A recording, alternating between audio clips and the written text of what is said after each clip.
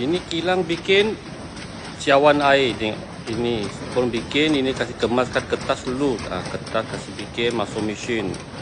Kertas masuk dulu. Okey, satu-satu. Okey, yang ini kertas kita bikin logo dia dulu. Logo dia. Ini logo warna kuning. Ada muka misai ni macam saya. Okey, tutup. Okey, begitu, siap. Okey, tekan lagi, kasih kemaskan, tekan lagi. Okey, surah kasih bulat. Tolak dalam itu mesin bulat dulu.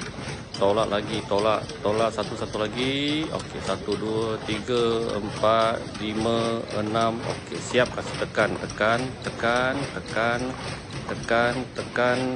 Okey, siap. Ini tolak balik ini. Kasih dia bikin ini kepala kasih bulat dulu. Kepala kasih bulat. Pusing lagi.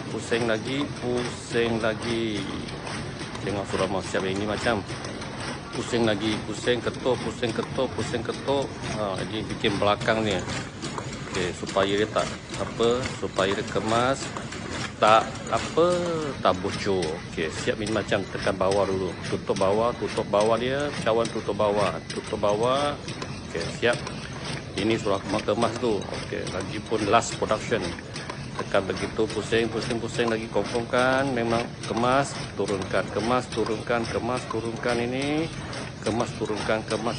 Okey, siap. Bawa lagi final. Turun. Last metode macam tolak bawah, tolak lagi, tolak atas, tolak bawah. Last, tengok ni. Okey, sekejap lagi barang ini akan turun ke dust production untuk kemaskan.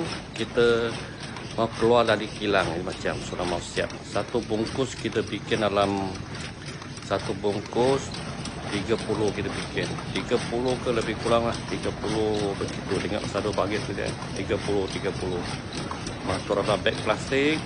Satu order kita bikin dalam 30 cawan. Tengok siap geng. Itu saja geng. Production itu cawan, kopi cawan.